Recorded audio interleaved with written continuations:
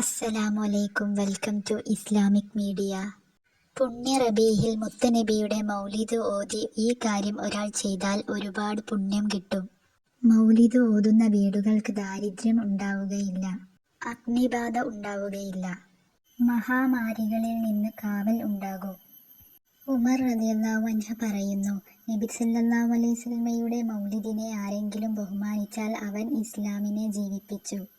അബൂബക്കർ സിദ്ദീഖ് റളിയല്ലാഹു അൻഹു പറയുന്നു, ആരെങ്കിലും മൗലിദ് പാരായണത്തിന് വേണ്ടി 1 ദിർഹം ചെലവഴിച്ചാൽ അവൻ സ്വർഗത്തിൽ എൻ്റെ കൂട്ടുകാരനായിരിക്കും. നബിയുടെ മൗലൂദ് ഓതി ഈ കാര്യം ഒരാൾ ചെയ്താൽ ബർക്കത്ത് കൂടും, സാമ്പത്തികം മെച്ചപ്പെടും, രോഗങ്ങൾ ശിഫയാകും, കീശ കാലിയാവില്ല. ഇമാം ഫഖ്റുദ്ദീൻ റാസി പറയുന്നു, ഗോതമ്പ്, ഉപ്പ് തുടങ്ങിയ ധാന്യങ്ങളുടെ മേൽ നബി സല്ലല്ലാഹു അലൈഹി വസല്ലമയുടെ മൗലിദ് ഓതി മന്ത്രിച്ച് അതുകൊണ്ട് ഭക്ഷണം ഉണ്ടാക്കിയാൽ അവയിൽ ബർക്കത്തുണ്ടാകും.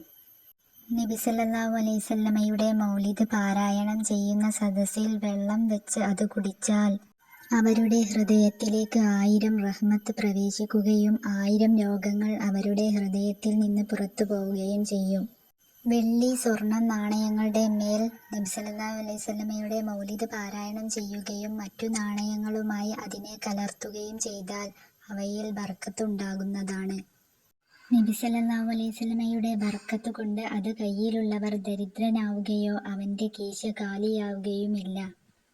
എല്ലാവരും പാരായണം ചെയ്യുക. അല്ലാഹു തൗഫീഖ് നൽകട്ടെ. ആമീൻ. അസ്സലാമു അലൈക്കും.